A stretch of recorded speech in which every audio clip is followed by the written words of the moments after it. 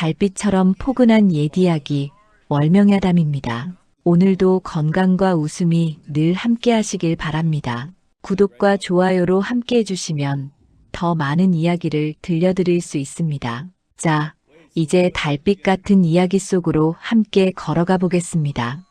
장날의 아침 해가 저작거리를 비추고 있었습니다. 한양 인근의 작은 장터는 장날이 되면 온갖 물건과 사람들로 북적거렸지요. 상인들은 목청껏 물건을 팔아대고 아낙네들은 이 가게 저 가게를 기웃거리며 값을 깎았습니다. 아이들은 전병을 입에 물고 쫓아다니며 웃어댔지요. 개 짖는 소리, 닭 우는 소리, 말발굽 소리가 한데 어우러져 장터 특유의 생기를 만들어냈습니다. 그 활기 넘치는 소란 한가운데에 늙은 맹인 하나가 조용히 자리를 잡고 앉아 있었습니다. 윤태인이라는 이름의 그 노인은 눈이 멀었으되 한때 소리를 하던 광대였다지요. 이제는 늙고 기력도 쇠하여 저작거리 한 구석에서 장고를 두드리며 소리를 올릴 뿐이었습니다. 그의 허연 눈동자는 허공을 향하고 있었지만 소리만큼은 여전히 힘이 있었지요. 해진 무명옷에 낡은 갓을 쓴 노인의 모습은 초라했지만 그 자세만큼은 의연했습니다. 윤태인은 장고채를 들어 천천히 장단을 맞추기 시작했습니다. 둥둥 더러러러 둥 장고 소리가 울려 퍼지자 몇몇 사람들이 발걸음을 늦추고 귀를 기울였습니다. 사람의 눈은 앞을 보되 스스로를 비추지 못한다네. 마음이 맑으면 천리를 보고 마음이 흐리면 코앞도 모르는 법이지. 눈 밝은 이들이여 과연 무엇을 보고 있는가? 윤태인의 소리에는 깊은 뜻이 담겨 있었습니다. 어떤 이는 고개를 끄덕이며 엽전 몇 잎을 밥그릇에 던져주었고 어떤 이는 그저 지나쳐갔지요. 노인은 한동안 소리를 이어가다가 잠시 숨을 고르며 장단을 멈추었습니다. 그의 앞에 놓인 밥그릇에는 엽전 몇 잎과 밥알 몇 개가 담겨 있을 뿐이었습니다. 하루 벌어 하루 먹고 사는 삶이었지요. 해가 중천에 이르자 저작거리는 더욱 사람들로 붐볐습니다. 바로 그때였습니다. 건들거리는 걸음으로 한 사내가 윤태인 앞을 지나갔지요. 강무석이라는 이름의 그 사내는 동네에서 알아주는 건달이었습니다. 주막에서 술을 얻어먹고 빚을 갚지 않으며 힘없는 이들에게 행패를 부리기 일쑤였지요. 무석은 술기운이 올라 얼굴이 불그락 푸르락했습니다. 비틀거리던 무석이 윤태인 앞에 멈춰 섰습니다. 이거 봐라. 눈먼 놈이 무슨 소리를 한다고 사람들이 돈을 준단 말이냐? 무석의 목소리는 거칠고 비아냥거리는 투였습니다. 윤태인은 고개를 들어 무석이 서 있는 쪽을 향했지요. 소리는 귀로 듣는 것이 아니라 마음으로 듣는 것이지요. 보시는 분들이 알아서 주신 것이니 감사히 받을 뿐입니다. 허 이놈이 말대꾸를 하네. 눈먼 주제에 입만 살았구먼. 무석은 코웃음을 치며 윤태인 앞에 놓인 밥그릇을 발로 찼습니다. 찰그랑 소리와 함께 그릇이 뒹굴었고 안에 담긴 엽전과 밥알이 흙바닥에 흩어졌지요. 주위에 있던 사람들이 놀라 쳐다보았지만 감히 나서는 이는 없었습니다. 앞도 못 보는 주제에 주둥아리는 살아있구먼. 어디 한번 그 소리로 밥이나 먹어봐라. 무석은 낄낄거리며 웃다가 윤태인의 장고마저 발로 건드렸습니다. 노인의 손에서 장고채가 떨어졌지요. 윤태인은 잠시 말이 없었습니다. 그저 무릎을 짚고 흩어진 밥알을 더듬어 주었지요. 그 모습을 보던 무석은 더욱 신이 나서 비웃었습니다. 하하 그래 그렇지. 눈먼 놈은 엎드려 기어야 맞는 거야. 장터를 지나던 이들이 눈살을 찌푸렸지만 아무도 말리지 못했습니다. 윤태인은 천천히 밥알을 주워 담으며 조용히 말했지요. 마음이 멀면 사람을 잃는 법이요. 뭐 이놈이 지금 나한테 훈계를 하는 거냐? 무석이 버럭 소리를 질렀지만 윤태인은 더 이상 아무 말도 하지 않았습니다. 그저 묵묵히 흩어진 것들을 주워 담을 뿐이었지요. 무석은 침을 뱉고는 어깨를 으쓱하며 주막 쪽으로 걸어갔습니다. 그의 뒷모습을 바라보던 사람들은 고개를 저으며 혀를 찼습니다. 저런 짓을 하다간 언젠가 화를 당하겠어. 그러게 말일세. 아무리 눈먼 노인이라지만 저리 함부로 대하다니. 사람들은 수군거렸지만 곧 제 갈 길을 갔습니다. 윤태희는 주워 담은 밥그릇을 다시 제자리에 놓고 떨어진 장고채를 집어들었지요. 그리고는 다시 장고를 두드리기 시작했습니다. 둥둥 덜어러러 둥 장단은 여전히 흔들림이 없었습니다.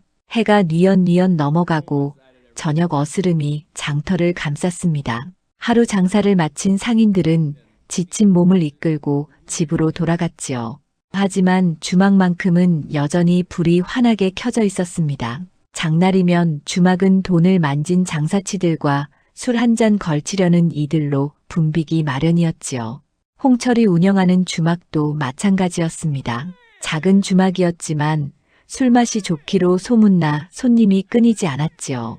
홍철은 이리저리 뛰어다니며 술상을 내고 안주를 날랐습니다. 손님들의 웃음소리와 술잔 부딪는 소리가 주막 안을 가득 채웠지요. 그때 문이 벌컥 열리며 무석이 들어왔습니다. 낮에 윤태인을 괴롭히고 온 그 건달이었지요. 무석은 주막 안을 둘러보더니 한가운데 자리를 차지하고 턱하고 앉았습니다. 주막 안의 공기가 순식간에 무거워졌습니다. 손님들은 저마다 고개를 숙이고 무석을 피했지요.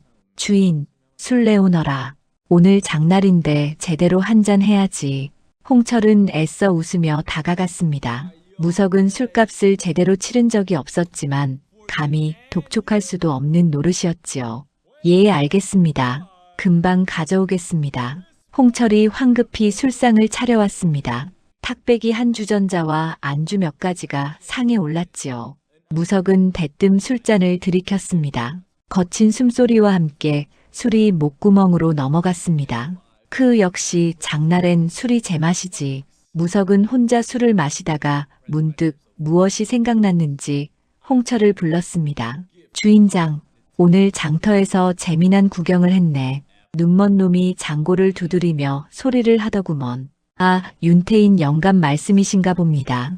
영감이고 뭐고 눈먼 주제에 건방지기는 내가 한 수 가르쳐줬지. 무석이 낄낄거리며 웃었습니다. 홍철은 불편한 표정으로 고개를 끄덕일 뿐이었지요. 무석은 술을 한 잔 더 들이키고는 갑자기 소리를 질렀습니다. 주인, 그 눈먼 놈을 이리 불러오너라. 오늘 내가 흥이 나니 한바탕 놀아봐야겠네. 예, 그러시면 뭐가 어쩌고 저쩌고냐? 어서 불러오라니까. 홍철은 난처한 얼굴로 주막 밖으로 나갔습니다. 얼마 지나지 않아 지팡이를 짚은 윤태인이 들어왔지요. 노인은 조심스럽게 주막 안으로 들어섰습니다. 부르셨다 하여 왔습니다. 윤태인의 목소리는 차분했습니다. 무석은 손뼉을 치며 웃었지요. 오, 왔구나. 어서 앉아라.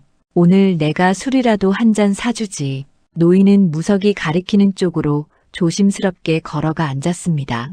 주막 안의 손님들은 숨을 죽이고 지켜보았지요. 무석이 술잔을 윤태인 앞으로 밀었습니다. 자, 한잔하게. 그리고 낮에 하던 그 소리 한번 해보게나. 소리는 마땅한 자리에서 하는 것입니다. 주막은 그런 곳이 아니지요. 뭐, 내가 청하는데 못하겠다고? 무석의 목소리가 차갑게 식었습니다. 윤태인은 고개를 저었지요. 소리에는 도리가 있습니다. 술자리에 흥을 돋우려는 것이 아니라 사람의 마음을 깨우치는 것이지요. 이놈이 또 훈계를 하는구나. 좋네, 좋아. 그럼 그 깨우친다는 소리를 한번 들어보자고. 무석은 비웃으며 말했습니다. 윤태인은 한참을 망설이다가 입을 열었습니다. 장고도 없이 목소리만으로 짧게 한 가락을 뽑았지요. 사람이 사람 되려면 도리를 지켜야 하네. 힘있다고 약한 이를 괴롭히고 눈 밝다고 어두운 이를 업신여기면 그 또한 사람이 아니로다. 주막 안이 조용해졌습니다. 윤태인의 소리는 짧았지만 묵직한 울림이 있었지요. 손님들은 고개를 끄덕이며 감탄했습니다. 하지만 무석의 얼굴은 일그러졌습니다. 자신을 빗대어 말하는 것 같아 기분이 상했던 것이지요. 뭐, 지금 나보고 사람이 아니라는 거냐? 그런 뜻이 아닙니다. 다만, 닥쳐. 눈먼 노인네 주제에 감히 나한테 훈계질이야? 무석이 버럭 소리를 질렀습니다. 그리고는 윤태인의 어깨를 거칠게 밀었지요. 노인은 중심을 잃고 옆으로 쓰러질 뻔했습니다. 바로 그때였습니다. 그만두시오. 주막 한쪽에 앉아있던 한 여인이 벌떡 일어나며 소리쳤습니다. 연이라는 이름의 약방 딸이었지요. 그녀는 평소 마음씨가 고와 동네 사람들에게 존경을 받는 처자였습니다. 연희가 무석과 윤태인 사이로 다가갔습니다. 부끄럽지 않으십니까? 늙으신 어른을 저리 함부로 대하시다니. 뭐, 계집애가 어디서 끼어드는 거야? 무석이 눈을 부라렸지만 연희는 물러서지 않았습니다. 그녀는 윤태인을 부축하며 일으켰지요. 어르신 괜찮으십니까? 고맙네 아씨. 괜찮으니 물러나 있거라. 무석은 분이 풀리지 않았는지 다시 윤태인에게 다가가 밀쳤습니다. 노인은 그대로 바닥에 넘어졌지요. 주막 안에 사람들이 웅성거렸지만 아무도 나서지 못했습니다. 홍철도 난처한 표정으로 서 있을 뿐이었지요. 연희가 다시 윤태인을 부축했습니다. 노인의 손에서 피가 배어나왔습니다. 넘어지면서 손바닥이 긁힌 것이지요. 이만 가시지요, 어르신. 제가 모셔다 드리겠습니다. 연희는 윤태인을 부축하여 주막 밖으로 나갔습니다. 무석은 침을 뱉으며 다시 술잔을 들었지요. 주막 안의 공기는 냉랭하게 식어 있었습니다. 손님들은 무석을 곁눈질하며 수군거렸지만 아무도 대놓고 나무라지는 못했습니다. 밤은 깊어갔고 무석은 계속 술을 마셨습니다. 하지만 왠지 모를 불편함이 가슴에 남아 있었지요. 윤태인의 그 말이 자꾸 귓가에 맴돌았습니다. 사람이 사람 되려면 도리를 지켜야 한다는 그 말이요. 무석은 술잔을 세차게 내려놓으며 중얼거렸습니다. 눈먼 놈이 주제에 잘도 짓거리더구먼. 하지만 그 말에는 이전 같은 힘이 실려 있지 않았습니다. 이튿날 아침 해가 떠올랐습니다. 장터에는 다시 사람들이 모여들기 시작했지요. 하지만 어제와는 무언가 달랐습니다. 사람들의 시선과 속삭임이 유난히 많았지요. 무석은 평소처럼 장터를 어슬렁거렸습니다. 포목전 앞을 지나며 주인에게 말을 걸었지요. 여복의 주인장, 명주 한 필만 외상으로 주게나. 하지만 포목전 주인은 고개를 돌려버렸습니다. 무석은 어리둥절했지요. 평소 같으면 실은 내색이라도 하며 물건을 내주곤 했는데 말입니다. 무석은 다시 말을 걸었습니다. 여보게, 못 들었나? 손님이 많아서 바쁩니다. 다른 곳으로 가보시지요. 포목전 주인은 차가운 목소리로 말하고는 안쪽으로 들어가 버렸습니다. 무석은 코웃음을 치며 다른 가게로 향했지요. 생선전 앞에 섰습니다. 아주머니, 조기 몇 마리만. 팔 게 없네요. 생선 파는 안악내도 싸늘하게 대꾸했습니다. 무석은 눈살을 찌푸렸지요. 장터를 돌아다니며 몇 군데 더 들렀지만 결과는 마찬가지였습니다. 아무도 무석에게 물건을 팔려 하지 않았지요. 이게 무슨 짓들이야. 무석이 소리를 질렀지만 장사치들은 쳐다보지도 않았습니다. 오히려 고개를 돌리고 일부러 피해 다녔지요. 무석은 화가 치밀어 올랐습니다. 하지만 어찌할 도리가 없었습니다. 주막 주인 홍철도 달라져 있었습니다. 무석이 주막 문을 열고 들어서자 홍철은 난처한 표정을 지었지요. 오늘은 손님이 많아서 자리가 없습니다. 뭐, 저기 자리가 비어있지 않나? 예약된 자리입니다. 홍철의 말투는 단호했습니다. 무석은 믿을 수 없다는 표정으로 홍철을 쳐다보았지요. 홍철은 시선을 피하며 말했습니다. 어제 일로 손님들이 많이 줄었습니다. 장사가 안 되니 더는 외상을 받을 수가 없습니다. 그게 무슨 소리야. 돌아가 주십시오. 제발 부탁입니다. 홍철은 더 이상 말을 하지 않았습니다. 무석은 이를 갈며 주막을 나왔지요. 거리를 지나가던 사람들도 무석을 보면 고개를 돌리거나 피해갔습니다. 아이들마저 무석을 보고는 어미 뒤에 숨었지요. 무석은 장터 한 구석에 주저앉았습니다. 무슨 일이 벌어진 건지 알 수가 없었지요. 그때 윤태인이 지팡이를 짚고 지나갔습니다. 언제나처럼 조용히 제 갈 길을 가고 있었지요. 무석은 윤태인을 노려보았습니다. 저 눈먼 놈 때문이야. 분명 저놈이 뭔 짓을 한 게 틀림없어. 하지만 윤태인은 아무것도 한 일이 없었습니다. 다만 사람들이 스스로 무석을 외면하기 시작한 것이지요. 어제 주막에서 있었던 일이 장터의 소문으로 퍼졌습니다. 늙은 맹인을 괴롭히는 무석의 모습을 본 이들이 혀를 찼지요. 저런 짓을 하는 자와는 거래를 하지 말아야지. 그러게 말일세. 돈을 주고받는 것도 인정이 있어야 하는 법인데 상인들은 서로 말을 주고받으며 무석을 멀리했습니다. 힘으로 사람을 누르는 자에게 더 이상 물건을 팔고 싶지 않았던 것이지요. 무석의 행패가 심해질수록 사람들의 마음은 더욱 멀어졌습니다. 저녁 무렵 연희가 윤태인을 찾아왔습니다. 손에는 약 봉지를 들고 있었지요. 어르신 손은 좀 어떠십니까? 괜찮네. 걱정해줘서 고맙네. 연희는 윤태인의 손을 살피며 약을 발랐습니다. 다행히 상처가 깊지 않아 금방 나을 것 같았지요. 연희가 조심스럽게 말했습니다. 장터에서 모두들 그 건달을 피하고 있습니다. 어르신을 괴롭힌 일 때문에 모두들 분개하고 있지요. 그럴 것 없는데 말이야. 그 친구도 불쌍한 사람일세. 윤태인은 담담하게 말했습니다. 연희는 고개를 가웃거렸지요. 어찌하여 불쌍하다 하십니까? 사람이 도리를 잃으면 외로워지는 법이지. 스스로 사람들을 밀어내고 있으니 그보다 불쌍한 일이 어디 있겠나. 연희는 윤태인의 말을 곱씹었습니다. 원망하지 않는 노인의 마음이 오히려 놀라웠지요. 연희는 조용히 물러났습니다. 한편 무석은 장터 가장자리를 배회하고 있었습니다. 배는 고팠지만 밥을 얻어먹을 곳도 없었지요. 사람들의 싸늘한 시선이 온몸을 찔렀습니다. 무석은 주먹을 불끈 쥐었습니다. 모두 다 저 노인네 때문이야. 내가 가만두지 않겠어. 무석의 마음속에는 증오만 가득 차올랐습니다. 자신이 잘못했다는 생각은 전혀 들지 않았지요. 다만 모든 것이 윤태인 탓이라고만 생각했습니다. 해가 지고 어둠이 내렸습니다. 장터의 불빛들이 하나둘 꺼져갔지요. 무석은 쓸쓸히 홀로 앉아 있었습니다. 아무도 그에게 다가오지 않았습니다. 스스로 만든 외로움이었지요. 윤태인은 자신의 움막에서 조용히 장고를 어루만지고 있었습니다. 내일도 장터에 나가 소리를 할 것입니다. 언제나처럼 말이지요. 노인의 얼굴에는 평온함이 깃들어 있었습니다. 사흘이 흘렀습니다. 다시 장날이 돌아왔지요.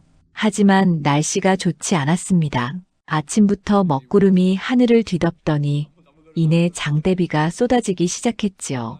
장터 바닥은 금세 질척거리는 진흙탕이 되었습니다. 그래도 장사치들은 비를 피해 처마 밑에서 물건을 펼쳤습니다. 손님들도 도롱이를 쓰고 삿갓을 눌러 쓴 채 장을 보러 나왔지요.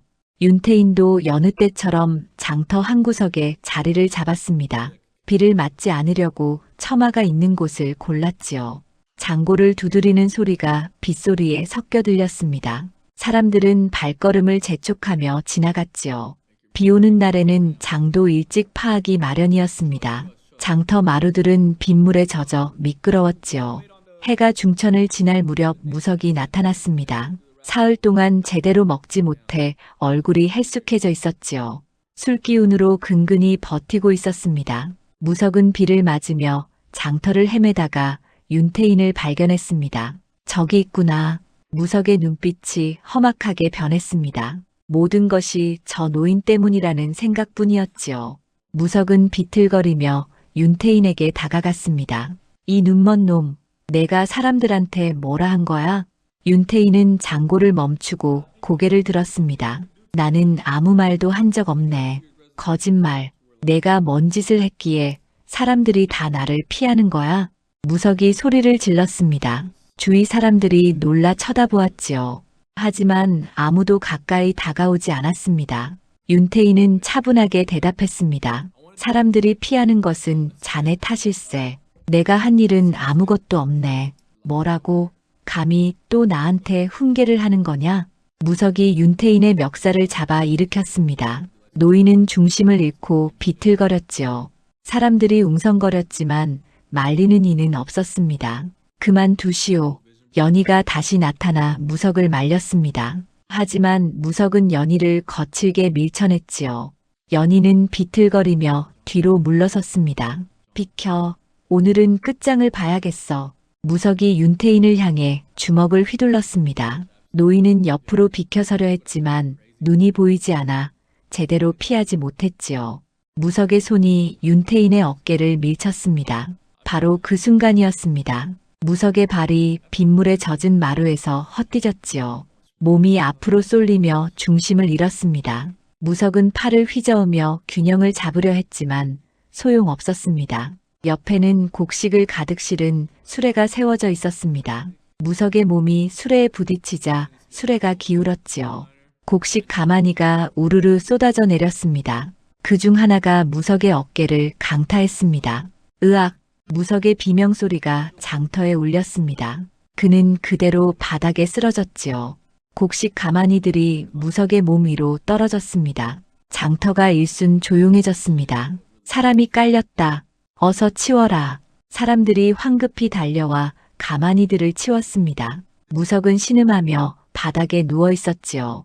얼굴은 창백했고 어깨에서는 피가 배어나왔습니다. 수레를 끌던 장정이 다급하게 소리쳤습니다. 일부러 그런 게 아닙니다. 수레를 세워놨는데 저 사람이 부딪힌 겁니다. 사람들은 무석을 일으켜 세우려 했지만 그는 비명을 질렀습니다. 아야, 건드리지 마. 아파. 연희가 달려와 무석의 상태를 살폈습니다. 어깨뼈가 부러진 듯 했지요. 몇몇 장정들이 무석을 들쳐 업고 약방으로 향했습니다. 윤태인은 그 자리에 그대로 서 있었습니다. 장터의 소란이 귓가에 들렸지만 노인은 말이 없었지요. 다만 고개를 숙이고 묵묵히 서 있을 뿐이었습니다. 비는 계속 내렸습니다. 장터 사람들은 수군거렸지요. 스스로 넘어진 거 아닌가? 그렇지. 저 맹인 영감이 밀친 것도 아니고 자업자득이라는 게 있는 법이지. 사람들의 목소리에는 동정심이 없었습니다.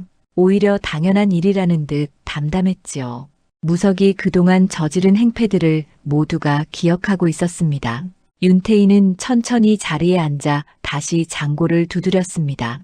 빗소리와 함께 장고 소리가 울려 퍼졌지요. 그 소리는 애처롭기도 하고 담담하기도 했습니다. 마치 세상의 이치를 말하는 듯 했지요. 장터는 서서히 정리되었습니다. 비가 그칠 기미를 보이지 않았기 때문입니다. 상인들은 물건을 거두고 사람들은 집으로 돌아갔지요. 윤태인도 장고를 거두어 품에 안았습니다. 약방에서는 연희가 무석의 상처를 돌보고 있었습니다. 하지만 무석의 얼굴에는 고통보다 분노가 가득했지요. 이 모든 것이 윤태인 때문이라고 여전히 믿고 있었습니다. 빗줄기는 밤이 되어서야 잦아들었습니다. 장터는 고요했지요. 젖은 마루에는 무석이 쓰러졌던 자리에 핏자국이 희미하게 남아 있었습니다. 빗물이 그것마저 씻어내렸지요. 며칠이 흘렀습니다. 무석의 상처는 좀처럼 나아지지 않았지요. 어깨뼈가 부러진 데다 제대로 치료를 받지 못해 덧나기 시작했습니다. 연희가 약을 지어주었지만 무석은 약값조차 낼 형편이 못 되었지요. 무석은 허름한 움막에 누워 신음했습니다. 끼니도 제대로 못 챙겨 먹었지요. 예전 같으면 주막에서라도 밥을 얻어먹을 수 있었지만 이제는 그마저도 어려웠습니다. 사람들이 완전히 등을 돌렸기 때문이지요. 어느 날 무석은 기어이 주막으로 갔습니다. 배가 너무 고팠던 것입니다. 주막 문을 열고 들어서자 홍철이 난처한 얼굴로 다가왔지요. 이제 그만 돌아가시지요. 주인장 나 좀 도와주게. 밥 한 끼만 먹게 해주게. 무석의 목소리는 애원하는 듯 했습니다. 하지만 홍철은 고개를 저었지요. 안 됩니다. 당신 때문에 장사가 반으로 줄었습니다. 손님들이 당신을 싫어합니다. 그럼 술 한 잔만이라도. 술도 없습니다. 어서 나가주십시오. 홍철의 말투는 단호했습니다. 무석은 주막 안을 둘러보았지요. 손님들은 모두 고개를 돌리고 있었습니다. 아무도 무석을 쳐다보지 않았지요. 무석은 힘없이 주막을 나왔습니다. 장터를 걷는 무석의 모습은 초라했습니다. 다친 어깨를 감싸 쥔 채 비틀거렸지요. 지나가는 사람들은 무석을 보고도 못 본 척했습니다. 어떤 이는 일부러 돌아가기도 했지요. 무석은 포목전 앞에 섰습니다. 주인이 물건을 정리하고 있었지요. 주인장 나 좀 도와주게. 어깨가 아파 일을 못하겠네. 먹을 것 좀. 포목전 주인은 무석을 차갑게 쳐다보았습니다. 도와달라고요? 당신이 그동안 사람들한테 어떻게 했는데 이제 와서 도와달라고 합니까? 내가 잘못했네. 제발, 늦었습니다. 스스로 불러온 일입니다. 포목전 주인은 등을 돌렸습니다. 무석은 다른 가게로 갔지만 결과는 마찬가지였지요. 아무도 무석을 도우려 하지 않았습니다. 내 장사까지 망쳤으니 이젠 돈을 받으러 다닐 수도 없게 됐소. 당신이 한 짓을 당신이 받는 거요. 생선전 주인도 냉정하게 말했습니다. 무석은 할 말이 없었지요. 그동안 외상값을 갚지 않고 행패를 부렸던 것이 모두 돌아온 것이었습니다. 해가 저물 무렵 무석은 장터 가장자리에 주저앉았습니다. 힘도 없고 갈 곳도 없었지요. 그때 연희가 지나가다 무석을 보았습니다. 연희는 잠시 망설이다가 다가갔지요. 상처는 좀 어떻습니까? 무석은 고개를 들었습니다. 눈빛에는 원망과 절망이 섞여 있었지요. 다 그 노인네 때문이야. 그놈만 없었어도. 아직도 그렇게 생각하십니까? 어르신은 아무 잘못이 없습니다. 당신이 스스로 만든 일입니다. 연희의 목소리는 단호했습니다. 무석은 고개를 떨구었지요. 연희는 품에서 주먹밥 하나를 꺼내 무석 앞에 놓았습니다. 이것이나 드십시오. 하지만 이것으로 끝입니다. 더 이상은 도와드릴 수 없습니다. 연희는 그 말을 남기고 떠났습니다. 무석은 주먹밥을 집어들었지요. 떨리는 손으로 한 입 베어 물었습니다. 눈물이 주르르 흘러내렸지요. 장터의 사람들은 무석을 외면했습니다. 누군가는 동정 어린 눈빛으로 쳐다보기도 했지만 아무도 다가오지 않았지요. 무석이 그동안 저지른 일들이 너무 많았기 때문입니다. 스스로 불러온 재앙이지. 그러게 말일세. 사람을 사람답게 대하지 않더니 하늘이 보고 있는 법인데. 사람들은 지나가며 수군거렸습니다. 무석의 귓가에 그 말들이 박혔지요. 무석은 주먹을 불끈 쥐었습니다. 분노와 원망이 가슴속에서 타올랐지요. 한편 윤태희는 언제나처럼 장터에 앉아 장고를 두드리고 있었습니다. 사람들은 노인 앞에 엽전을 놓고 갔지요. 예전보다 오히려 더 많은 이들이 노인을 찾았습니다. 무석을 외면한 사람들이 윤태인에게는 더 따뜻하게 대했지요. 어르신 오늘도 수고가 많으십니다. 이것 좀 잡수시지요. 사람들이 엽전뿐 아니라 떡이나 과일도 두고 갔습니다. 윤태인은 고개를 숙여 감사를 표했지요. 노인의 얼굴에는 평온함이 가득했습니다. 무석은 멀리서 그 모습을 보았습니다. 사람들이 윤태인을 대하는 태도와 자신을 대하는 태도가 너무나 달랐지요. 무석의 가슴 속에는 질투와 증오가 더욱 깊어졌습니다. 저놈만 없으면, 저놈만 사라지면. 무석은 이를 갈며 중얼거렸습니다. 하지만 그럴 힘도 기력도 남아있지 않았지요. 다친 어깨는 쑤셨고 배는 고팠습니다. 무석은 초라한 몰골로 장터 구석을 떠돌았습니다. 밤이 되었습니다. 장터의 불빛이 하나둘 꺼져갔지요. 무석은 냉랭한 밤 공기 속에서 홀로 떨고 있었습니다. 아무도 그를 찾지 않았습니다. 스스로 만든 외로움이었지요. 열흘이 흘렀습니다. 무석의 상태는 더욱 나빠졌지요. 다친 어깨는 골마 터졌고 열이 올라 정신이 혼미했습니다. 제대로 먹지 못해 뼈만 앙상하게 남았지요. 그래도 무석은 죽지 않았습니다. 집념처럼 살아있었지요. 해질녘 끼었습니다. 장터의 사람들이 하나둘 돌아가고 있었지요. 윤태인도 장고를 거두어 일어설 채비를 하고 있었습니다. 노인은 지팡이를 짚고 천천히 걸음을 옮겼지요. 바로 그때 비틀거리는 발소리가 들렸습니다. 윤태인은 걸음을 멈추었지요. 무석이었습니다. 열흘 만에 모습을 드러낸 무석은 귀신처럼 야위어 있었습니다. 눈은 핏발이 서 있었고 입술은 바짝 말라 있었지요. 윤태인, 무석의 목소리는 쉬어 있었습니다. 윤태인은 무석이 서 있는 쪽을 향해 고개를 돌렸지요. 자네로구나. 오늘로 끝장을 보자. 무석의 말에는 죽기를 각오한 듯한 기운이 섞여 있었습니다. 주위에 있던 몇몇 사람들이 소리를 듣고 멈춰섰지요. 하지만 가까이 다가오지는 않았습니다. 끝장이라니 무슨 소리인가. 내가 나를 이 지경으로 만들었어. 내가 사람들을 부추겨 나를 외면하게 만든 거야. 무석이 떨리는 목소리로 말했습니다. 윤태인은 고개를 저었지요. 나는 아무것도 하지 않았네. 자네가 스스로 만든 일일세. 거짓말. 내가 없었다면 이렇게 되지 않았어. 무석은 비틀거리며 윤태인에게 달려들었습니다. 하지만 기력이 없어 제대로 걸지도 못했지요. 몇 걸음 가다가 그만 주저앉고 말았습니다. 윤태인은 자리에서 일어나지 않은 채 조용히 말했습니다. 끝장을 입에 올렸으니 그 끝은 이미 정해진 것이네. 무슨 소리야? 자네는 이미 끝을 향해 달려가고 있었네. 마음이 멀어질 때부터 말일세. 윤태인의 말이 무석의 가슴을 파고들었습니다. 무석은 이를 악물고 다시 일어섰지요.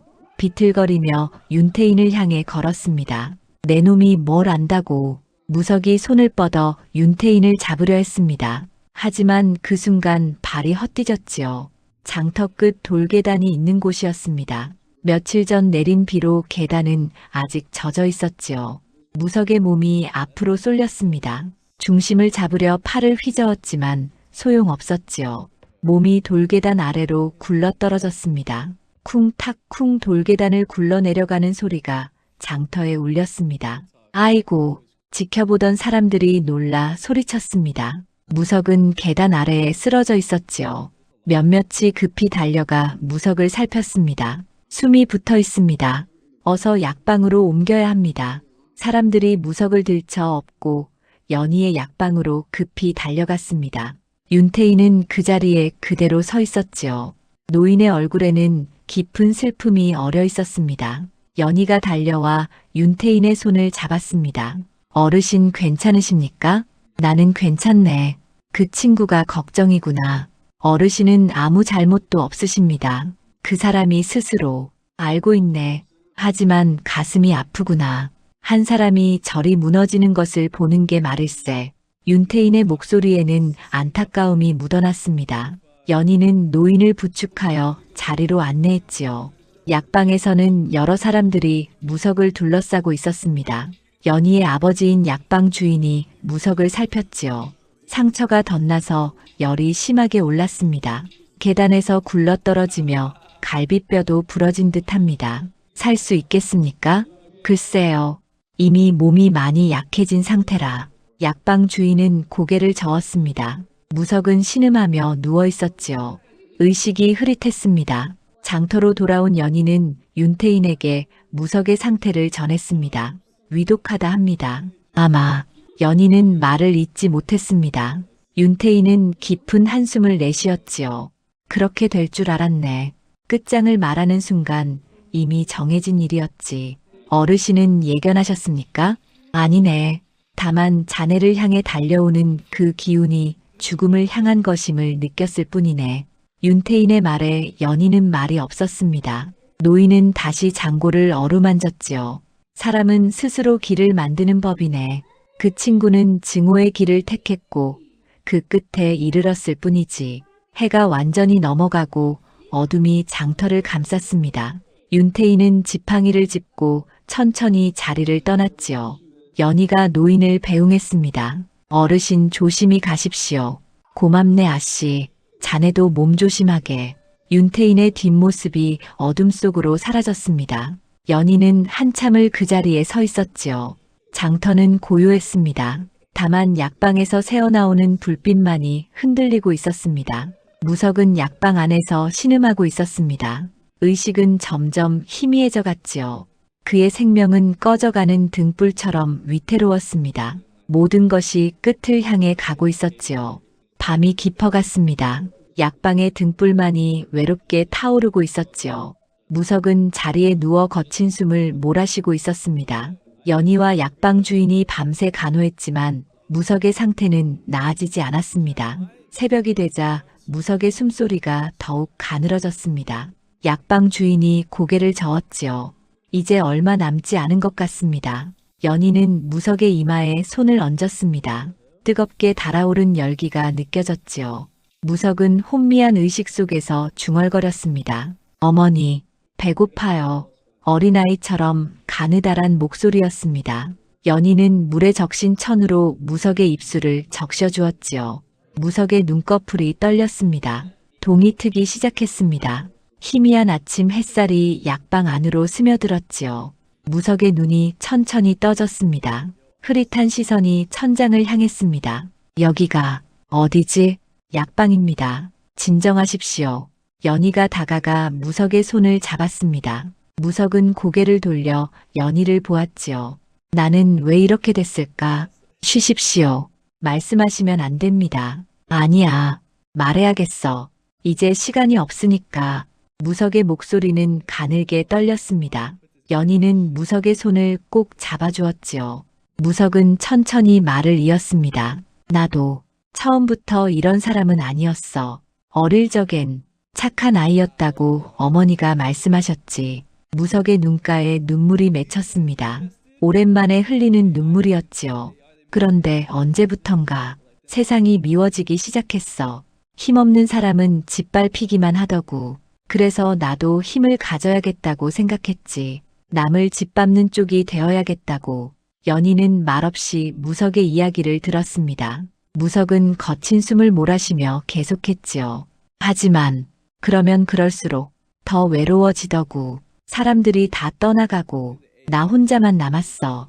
이제라도 깨달으셨으니 다행입니다. 너무 늦었어. 이미 끝이 보이는걸. 무석은 힘없이 웃었습니다. 그리고는 고개를 돌려 창밖을 바라보았지요. 아침 햇살이 따스하게 비치고 있었습니다. 저 맹인 영감, 윤태인이라 했던가. 그분을 불러줄 수 있겠나? 네, 알겠습니다. 연희는 밖으로 나가 사람을 보내 윤태인을 불렀습니다. 얼마 지나지 않아 윤태인이 지팡이를 짚고 약방에 도착했지요. 노인은 조심스럽게 무석이 누운 곳으로 다가갔습니다. 자네가 나를 찾았다지? 무석은 윤태인의 목소리를 듣고 고개를 돌렸습니다. 허연 눈동자를 가진 노인의 얼굴이 보였지요. 무석은 낮게 웃었습니다. 눈먼 놈이 나보다 멀리 봤다니. 우습구나. 무슨 말인가? 당신 말이 맞았어. 마음이 멀면 사람을 잃는다고 했지. 나는 진작에 마음이 멀어져 있었어. 그래서 모든 사람을 잃었지. 윤태인은 무석의 손을 찾아 잡았습니다. 따뜻한 온기가 전해졌지요. 이제라도 깨달았으니 다행일세. 하지만 너무 늦었어. 이제 곧 죽을 것 같아. 죽음이 끝은 아니네. 자네가 깨달은 것이 있다면 그것만으로도 의미가 있지.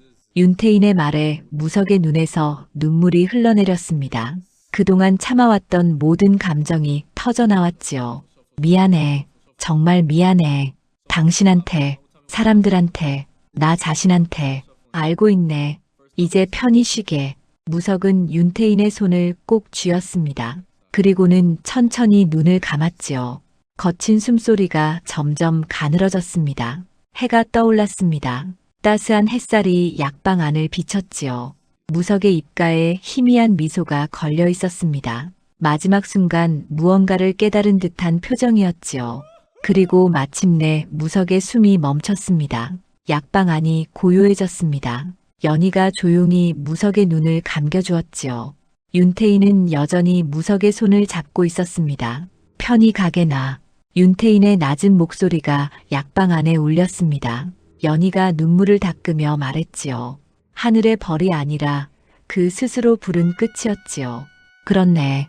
하지만 마지막에 깨달았으니 그것만으로도 구원이 될 것일세. 사람들이 무석의 죽음을 알고 하나둘 모여들었습니다. 하지만 아무도 슬퍼하지 않았지요. 다만 묵묵히 고개를 숙일 뿐이었습니다. 스스로 불러온 끝이라는 것을 모두가 알고 있었습니다. 윤태인은 약방을 나와 천천히 장터로 향했습니다. 오늘도 장고를 두드리며 소리를 올려야 했지요. 노인의 뒷모습은 쓸쓸해 보였지만 그 걸음만큼은 여전히 의연했습니다. 한 사람의 생이 그렇게 마감되었습니다. 스스로 만든 길의 끝에서 말이지요. 다음 장날이 돌아왔습니다. 장터는 여느 때처럼 사람들로 북적거렸지요. 하지만 무석의 죽음은 사람들 입에서 입으로 전해지며 조용한 화제거리가 되었습니다. 무석의 시신을 거둘 사람이 없었습니다. 친척도 없었고 친구도 없었지요. 그렇게 홀로 살다가 홀로 죽은 것이었습니다. 관가에서 무연고자로 처리하려 했지만 연희가 나섰지요. 제가 장례를 치르겠습니다. 아가씨가 왜 그런 수고를, 사람이 죽었는데 그냥 둘 수는 없지 않습니까? 연희는 자신의 돈으로 관을 마련했습니다. 하지만 혼자서는 무덤을 만들 수 없었지요. 연희는 윤태인을 찾아갔습니다. 어르신, 제가 염치 없는 부탁을 드려도 되겠습니까? 말해보게나. 저 혼자서는 무덤을 만들 수 없습니다. 도와주실 수 있으십니까? 윤태인은 잠시 생각하다가 고개를 끄덕였습니다. 그래야겠지. 나도 함께 가겠네. 소문이 퍼지자 몇몇 장정들이 자발적으로 나섰습니다. 무석을 미워했던 이들도 있었지만 죽은 자를 그대로 둘 수는 없다는 마음에서였지요. 장터 뒤편 야트막한 언덕에 무덤을 만들었습니다. 장정들이 땅을 파고 관을 묻었지요. 소박한 무덤이었지만 정성은 담겨 있었습니다. 연희가 작은 상석을 놓고 술 한 잔을 올렸습니다. 이제라도 편히 쉬십시오. 사람들은 묵묵히 그 광경을 지켜보았습니다. 아무도 말이 없었지요. 윤태인이 무덤 앞으로 나섰습니다. 노인은 품에서 장고를 꺼내 한 번 울렸습니다. 둥 장고 소리가 언덕에 울려 퍼졌습니다. 사람들은 고개를 숙였지요. 윤태인이 조용히 말했습니다. 눈이 멀면 길을 잃을 뿐이지만 마음이 멀면 생을 잃는 법이지요. 그 말이 사람들의 가슴에 깊이 새겨졌습니다. 무석의 죽음이 결코 헛되지 않기를 바라는 마음이었지요. 연희가 윤태인 곁으로 다가가 말했습니다. 어르신의 말씀 덕분에 그 사람도 마지막에는 깨달았습니다. 그것만으로도 다행일세. 사람은 누구나 잘못을 저지르지. 하지만 깨닫고 뉘우친다면 그것으로 족한 것이네. 사람들은 하나둘 언덕을 내려갔습니다. 장날이라 장터로 돌아가야 했지요. 윤태인도 지팡이를 짚고 천천히 걸음을 옮겼습니다. 연희가 노인을 부축했지요. 장터는 다시 활기를 띠었습니다. 상인들의 호객 소리가 요란했고 아이들의 웃음소리가 끊이지 않았지요. 하지만 어딘가 달라진 것이 있었습니다. 사람들이 서로에게 조금 더 다정해진 것이지요. 주인장, 이 무값이 너무 비싼 것 아닌가? 그러게요. 조금만 깎아주시지요. 허허, 알았네. 단골 아주머니니까 특별히 깎아드리지. 상인과 손님 사이에 오가는 말들이 부드러워졌습니다. 무석의 일을 보며 사람들은 도리의 소중함을 깨달았던 것이지요. 홍철의 주막도 달라졌습니다. 예전처럼 술값을 제대로 내지 못하는 손님이 있으면 홍철은 한숨을 쉬면서도 외상을 받아주었지요. 에이, 할 수 없지. 다음에 갚으면 되네. 고맙습니다, 주인장. 대신 남을 함부로 대하지는 말게. 무석이 꼴 보지 않았나. 사람들은 무석의 이름을 입에 올리며 서로를 경계했습니다. 힘으로 남을 누르지 말고 도리를 지키며 살자는 다짐이었지요. 윤태인은 여느 때처럼 장터 한 구석에 앉아 장고를 두드렸습니다. 사람들은 노인 앞을 지나며 공손히 인사했지요. 어르신, 안녕하십니까? 오늘도 덕담 한 수 듣겠습니다. 엽전을 놓고 가는 이들도 많았습니다. 떡이나 과일을 두고 가는 이들도 있었지요. 윤태인은 고개를 숙여 감사를 표했습니다. 고맙습니다. 모두 건강하시고 복 많이 받으십시오. 장고 소리가 바람을 타고 멀리 퍼져나갔습니다. 그 소리는 저작거리를 넘어 마을 전체로 울려 퍼졌지요. 듣는 이들의 마음을 깨우치는 소리였습니다. 해가 기울어갈 무렵 연희가 윤태인을 찾아왔습니다. 손에는 따뜻한 국밥을 들고 있었지요. 어르신, 드십시오. 아이고, 고맙네. 아가씨는 참 마음씨가 고운 사람이야. 어르신께 배운 것입니다. 두 사람은 나란히 앉아 밥을 먹었습니다. 저녁 노을이 장터를 붉게 물들였지요. 윤태인이 조용히 말했습니다. 세상은 돌고 도는 법일세. 좋은 일을 하면 좋은 일이 돌아오고 나쁜 일을 하면 나쁜 일이 돌아오지. 무석이가 그것을 몸소 보여준 것이네. 그렇습니다. 이제 사람들도 그것을 알았을 것입니다. 그러길 바라네. 그래야 무석이도 편히 쉴 수 있을 테니까. 밤이 되었습니다. 장터의 불빛이 하나둘 꺼져갔지요. 윤태인은 장고를 품에 안고 일어섰습니다. 연희가 노인을 집까지 바래다 주었지요. 어르신, 내일 또 뵙겠습니다. 그래, 조심히 들어가게. 윤태인은 자신의 움막으로 들어갔습니다. 장고를 벽에 기대어 놓고 자리에 누웠지요. 오늘도 무사히 하루를 마쳤습니다. 노인은 천장을 바라보며 생각했습니다. 무석의 얼굴이 떠올랐지요. 마지막 순간 눈물을 흘리던 그 모습이 아직도 생생했습니다. 편히 쉬게나. 윤태희는 작게 중얼거렸습니다. 그리고는 천천히 눈을 감았지요. 장터는 고요했습니다. 다만 바람 소리만이 밤을 가르고 있었습니다. 새로운 날이 올 것입니다. 장날이 돌아오면 다시 사람들로 북적거릴 것이고 윤태희는 또다시 장고를 두드리며 소리를 올릴 것입니다. 그렇게 세상은 돌아가는 것이지요. 도리를 지키는 이는 사람들 곁에 남고 도리를 잃은 이는 혼자가 되는 법입니다. 무석의 이야기는 그렇게 사람들의 가슴에 교훈으로 남았지요.